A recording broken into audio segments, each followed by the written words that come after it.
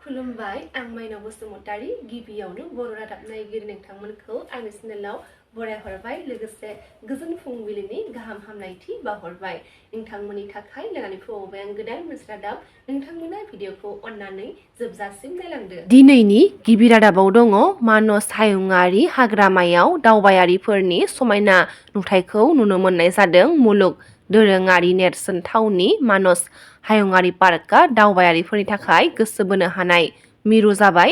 दावबायारिफोरनि थाखाय हायुङारि पार्कनि हाबग्रा दरखंखौ बेखेवनायनि उनाव हायुङारि पार्कआव हायुङारि आरो गुबुन हादोरनि दावबायारिफोर फैनायजों होंगो दोंगोआ बांनायखौ नुनो मोननाय जादों। जुनारफोरनि उदां थांलाय फैलाया दावबायारिफोरखौ रंजाहोदों। दावबायारिफोरा मोसा, गान्दा, मैदेर, हाग्रानि मैसो, थफि खर' गोनां मोख्रा, गोबां दावदायफोरजों लोगोसे जिब साफारि आरो मैदेर साफारिनि गेजेरजों दावफोरनि गुबुन गुबुन फोलेरनि उदां खारनायखौ नुनानै जोबोर गोजोननाय मोन्दों आरो गुवार दैमायाव बेरायग्लांनो थाखाय नावनिबो सुबिदा दंखौ फोरमायदों। बेखौनो मख'नो गोनांदि सिगांनि रुजुनायाव मानासआव दावबायारिफोरनि अनजिमाया गोबाङैनो बांदों। बे समावनो पिकनिक जाग्रा सुबुंफोरनि अनजिमायाबो बांदों। मानास हायुङारि पार्कनि बासबारि रेन्जनि साखाथियाव नारायणगुरि बेकि दैमानि रुगुङाव लावखार ओंखाम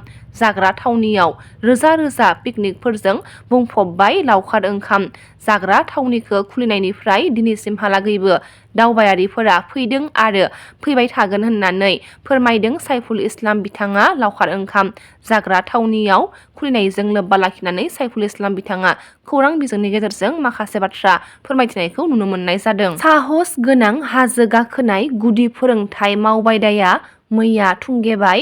भारत भुटान सिमानि खैरानि हाजोनि खैराजाहाराव गिलु बालु साहस गोनां हाजो गाखोनाय गुदि फोरोंथाय मावबादाया मैया थुंगेबाय। उदालगुरि जिल्लानि भेरगाव समस्तिनि सिङाव बिटिआर सोरखारनि गेलेमु बिफाननि बानजायनायाव थांनाय 2025 मायथाइनि 5 जानुवारिनिफ्राय 9 जानुवारि खालारसिम खैरानि हाजोनि खैराजाहाराव गिलु बालु साहस गोनां हाजो गाखोनाय गुदि फोरोंथाय मावबादाखौ खुंफुंदोंमोन। थांनाय मैया बे मावबादानि जोबथा फोरबोआव बिटिआरनि गेलेमु आरो हारिमु बिफाननि इएम दावबायसा बर' इएम डक्टर निलुत सोरगियारि आरो गोबां गेदेमा सुबुंफोरनि बाहागो लानायाव हाबाफारिखौ जाफुंसार खालामो। बिटिआरनि मोनबा जिल्ला क'क्राझार, चिरां, बाक्सा, तामुलपुर आरो उदालगुरिनिफ्राय गासै 65 सा सोलोंसाफोरा बाहागो लादोंमोन। मावबादायाव बाहागो लागिरि फरायसा बिथांमोननो गांफा गांफा फोरमानलाइ होदों बिटिआर सोरखारनि गेलेमु आरो लाइमोन अनसाय बिफाना। गुवाहाटीनि सास'लाव अल Assam working irregular LP and UP teachers एस'सिएशनआ गावसोरनि साख्रिखौ रेगुलार खालामनांगौनि दाबिजों मैया 36 घन्टा उखैहाब सोमावसारदों। आसामनि गिबि मन्थ्रि डक्टर हेमन्त बिश्व शर्मा आरो बिटिआर गाहाय मावफुं सोद्रोमा प्रमद बर' बिथांमोनखौ खावलायदोंदि गावसोरनि साख्रिखौ रेगुलार खालामनानै होनांगौ होननानै खौरां बिजोंनि गेजेरजों फोरमायथिनायखौ नुनो मोननाय जादों। लामा जाब्रबथायखौ लानानै गोनांथार फोसावदों मिरु सोरखारा। हिट एन्ड रान केसआव भुगिनांनाय सुबुंफोरनो रांनि अनसुंथाइ होनो फोसावदों सोरखारा। हिट एन्ड रान केसआव जिउ गोमानाय सुबुंफोरनि नखरखौ 2 लाख रां अनसुंथाइ होनो फोसावबाय। 7 साननि थाखाय फाहामथाय लानो 1.5 लाख रांसिम होनाय जागोन होननानै फोसावदों। हिट एन्ड रान केसआव गोब्राब जोखोम जानाय सुबुंफोरनो। क'क्राझार सोहोराव सानथामनि हाबाफारिजों खुंफुंदों आसामि मागो दमासि मेलाखौ।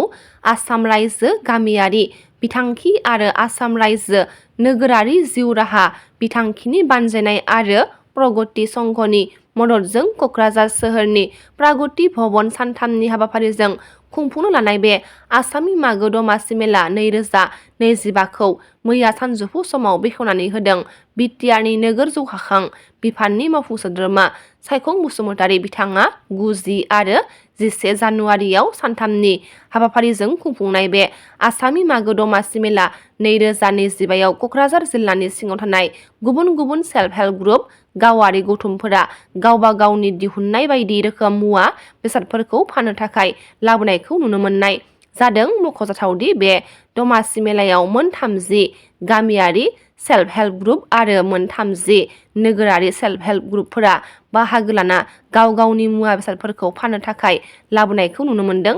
मेलायाव फैनानै सेल्फ हेल्प ग्रुपफोरखौ मदद होफैनो थाखाय क'क्राझारनि रायजो राजाफोरा खावलायहरदों। 15 साननि काथक मोसानाय मावबादाया मैया थुंगेबाय। बिटिआर सोरखारनि हेफाजाबाव सोरजिलु फाइन आर्ट आरो मिउजिक एकाडेमिनि बानजायनायाव खुंफुंजानाय 15 सान काथक मोसानाय मावबादाया मैया थुंगेबाय। क'क्राझार मैदेर खर'आव थानाय सोरां गोजौ फरायसालिनि नब्लाङाव थांनाय 22 दिसेम्बरनिफ्राय 5 जानुवारिसिम गासै 15 सान काथक मोसानाय फोरोंथाइ मावबादानि फोजोबनाय हाबाफारिखौ मैया खुंफुंबाय। 15 साननि बे मावबादायाव गोबां उन्दै उन्दै सोलोंसाफोरनो फोरोंथाइ होदोंमोन। बर' सावथुन मुलुगनि गोजाम फावखुंग्रि डक्टर मिजिं ब्रह्मआ हाबाफारियाव गाहाय आलासि महरै बाहागो लानानै इउपिपिएलनि गाहाय नेहाथारि राजु कुमार नार्जारि आरो फोरोंगिरि डक्टर मिजिं ब्रह्मआ माखासे बाथ्राखौ बुंथियो। थांनाय मैया 14 नं चिरां दुवार बियाबनि सिङाव थानाय सा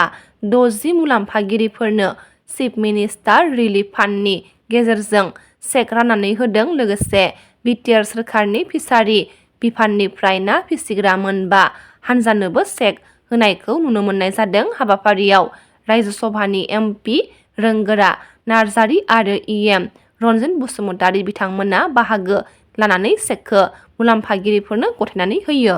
फैगौ फेब्रुवारि दाननि 17 अक्ट'निफ्राय आसाम आयेन आफादनि रांबावजा जथुम्माया बिटिसिनि आयेन आफादाव जागोन होनना मिथिनो मोननाय जादों। दिनैनि रादाबा एसेनोसै। गाबोन फिन गोदान रादाबनाय लोगो मोनगोन। नोंथांमोना भिडिअखौ जोबजासिम नायबायब्ला अन्नानै लाइक, शेयार, कमेन्ट लोगोसे साबस्क्राइब खालामनानै होदो। गोजोन्थों।